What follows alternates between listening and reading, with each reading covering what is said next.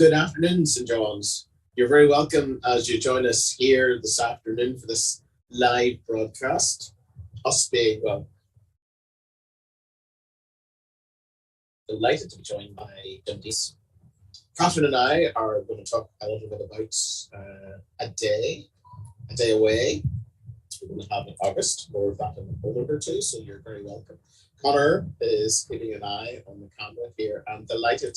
A word of thanks to Maria Rosa for looking after the technology all the way from Brussels. So, a quick good afternoon to Eric, Marie, and Paula, Teresa. Well, Jim T's here. Hello, Jim Watson. You're in one and Paula, Irene. I think you mentioned one of your mates. Paddy, whose birthday was yesterday. Happy birthday. Happy birthday, Paddy. So, 59, 60 or 61. He's wearing well. Yes. And my address has just joined us as well. So I keep an eye for any new people. Oh, we've obviously built up.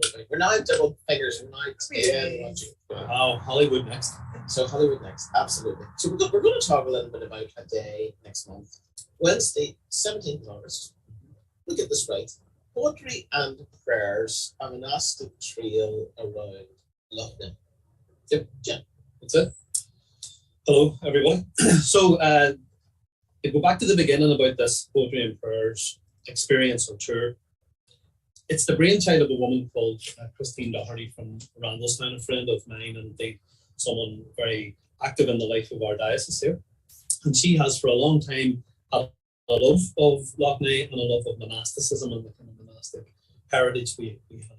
So this is her brainchild. She has scoped out a number of sites around Loch Ness and thought it would make a very good experience for people to kind of do almost in between a trip or a tourism type thing, but owing as much to pilgrimage as it would do to tourism.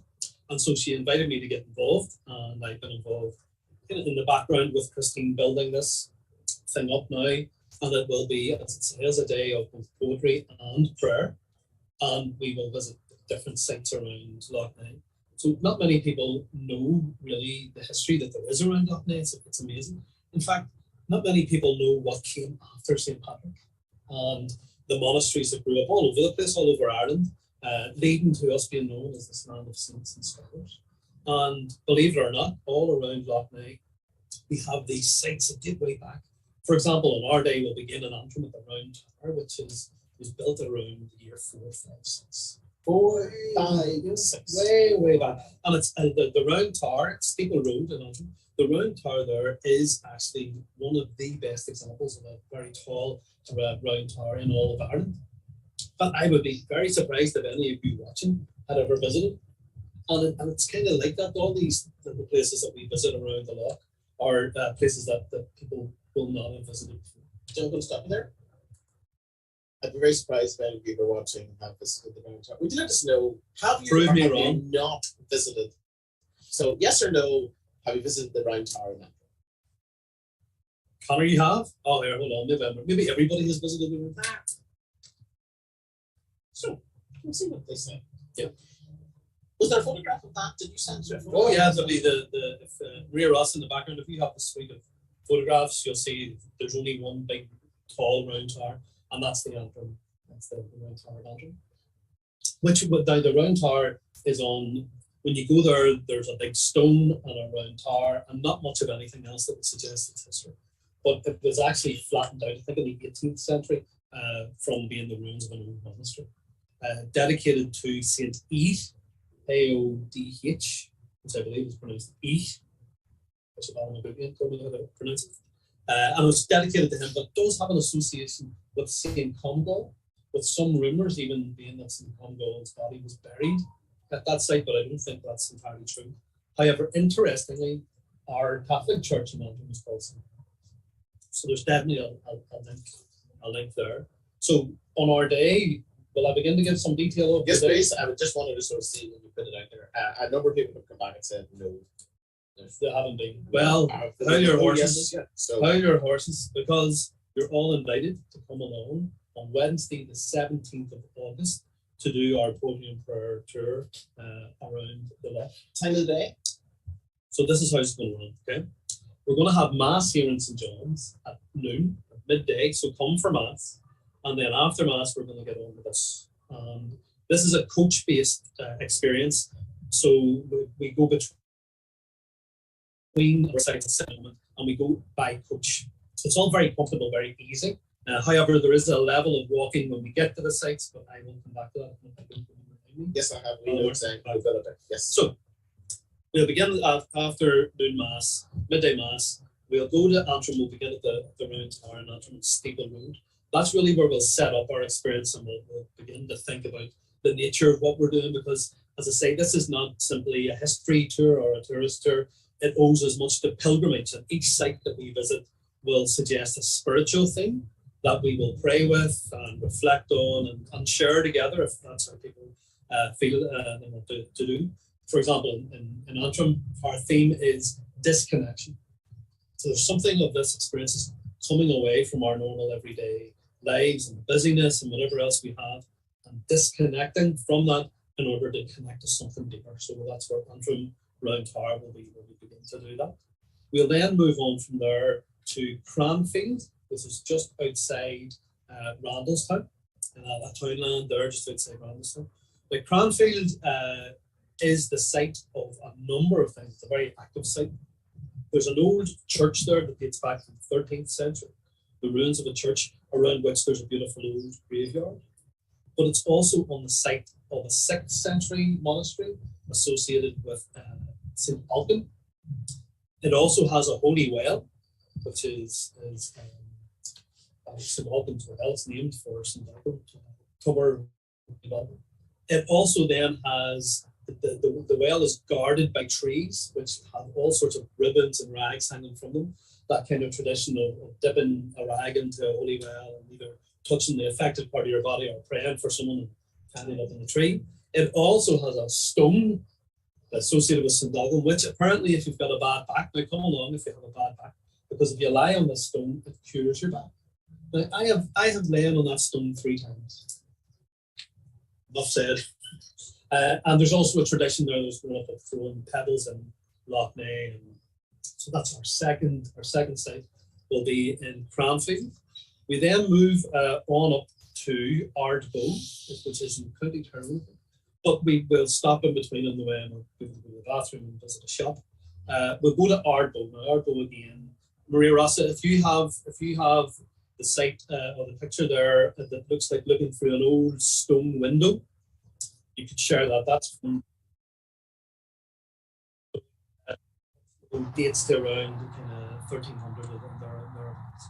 It's also the site of another monastery that's associated with St. Colman, and it has it's probably most famous for its stone cross.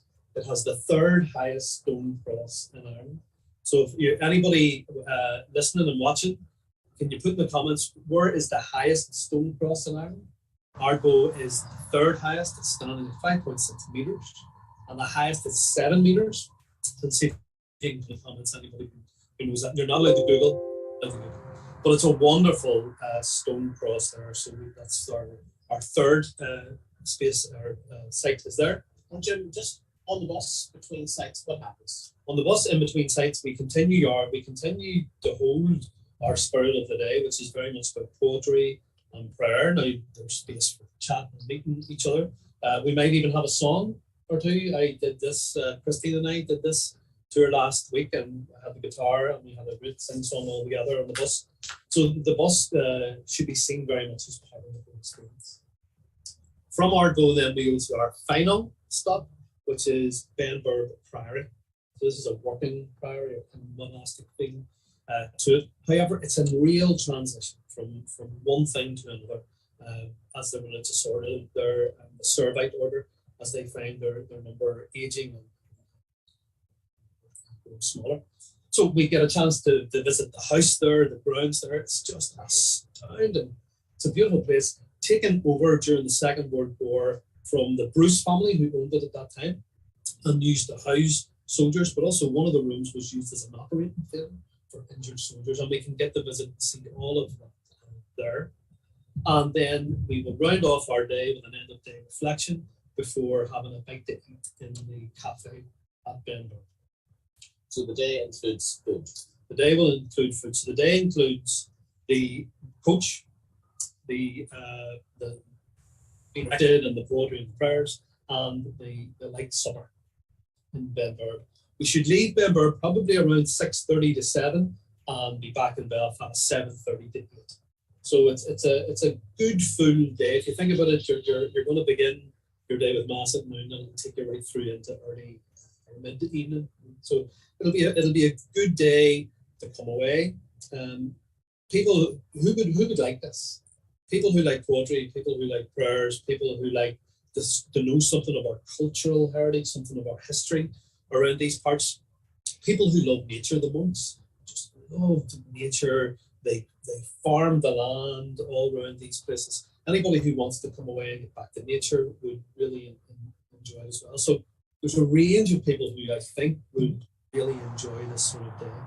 That brings me on to the issue of mobility. I was going to ask you about mobility. Now, this is not the Camino. We're not going to be walking for 7 hours. It's not Loch Derg. You don't have to take your shoes off, and you will be fed. However, there is a level of mobility that's needed. Now, again, last week we had a group of people who did this with Christine and I, and they were booked through a third party, a council. And there were 2 people who came along, and they both were using sticks, and they found it very difficult. So perhaps if you have some issues around mobility, you might think, well, on our sites, you're not going to walk any more than a couple of 100 yards, all told. But now, these are old graveyards and old church sites, and so there's broken ground and there's grass. Depending on the weather, we were blessed last week with sunshine, so the ground was firm, but if it was raining, that would be different. So if you have some mobility issues, you may want to think about that. It's not impossible, but it's definitely something to consider. Thank you very much. I think we've probably heard enough about the actual day itself. That's Wednesday, 17th of August. Guys, it might be good to maybe talk a little bit about some of the logistics and practicalities. Indeed. So we have 25 places on the coach up for grabs. It will be on a first come, first served basis. If you are interested in coming along, you can secure your place by paying for your trip. Now, in terms of cost, we have worked to keep the cost down, and very grateful that the parish are able to subsidise the cost of this trip for those who want to come along. And so we are asking for a personal contribution from those who want to come along of £25. Now, it is being well subsidised by the parish. If you would like to secure your place, then you need to be able to send us payment to secure your place. Chatting with Connor here, our parish manager, suggesting that for those who aren't physically close to the parish and wouldn't be in the church to leave in an envelope with their deposit or their payment, that if you would like to send us payment by bank transfer with your name and the trip as the payee details, then we can hold your place and we'll acknowledge receipt of your payment to secure your place. Unfortunately, please don't message us asking, can you book me on, I'd like a place, whatever. You will have to secure your place. I think in fairness to those who want to go, that really once you have made payment, that is your place booked for the day. So a couple of questions, Councillor, worth addressing, which is if, for example, we find there's more than 25 people interested. Okay, so we will hold a waiting list because, as is always the case, sometimes people are unwell or something unforeseen happens and they can't actually make it on the day. So we will hold a waiting list and offer those places out if we can. But in reality, we're really looking to try and fill all 25 places. All 25 places, yes. So the costing is based on having those 25 places filled. I mean, as everyone knows, even given the price of petrol, hiring of the coach and the cost of transport alone is a significant cost to the day. And never mind the services of Jim and our tour guide. So yes, definitely more. So Catherine, the date again? The date, Wednesday, the 17th of August. You're welcome to join us in St. John's for the midday mass at 12 noon, and the coach will be there after mass for us to leave. We'd invite people, maybe if you think at that stage you might be hungry, to bring a snack along with you or whatever that you can eat on the bus on the way to. Like, can I make a couple of points on that? So, what do you need to bring? So Yeah, that's sure. good. So, I would suggest that you absolutely bring a wee packed lunch for the bus. We'll be eating, but it'll be the evening time, and we'll all be at mass, and so we'll be eating for an hour before mass. So, bring a wee packed lunch to have on the bus. That should be no problem. Definitely bring some water with you. A wee bottle of water or a couple of bottles of water, just in case we have the sun splitting the trees. But it's good to have water along with. Bring and wear shoes that are comfortable for walking. So just good walking shoes, whatever you have, that's good to have. Also, even if it looks sunny on the day, pack a coat. I'm sure you can leave it on the bus if we don't need it. It's better looking at it than walking for it. But other than that, you don't need anything. Like, the real invitation is that we let go of everything and we just go off and reflect and pray together and just allow ourselves to relax for the day. I think we've probably said enough about Wednesday, 17th of August, this prayer and poetry following the monastic trail around May. So, huge word of thanks to Jim Deeds for joining Catherine here at Sacramento. And massive thanks to Maria Rosa again for looking after the technology in the midst of her really busy day. And thanks to Conor for his presence here with us this afternoon. So, in the traditional way, good afternoon, St. John's.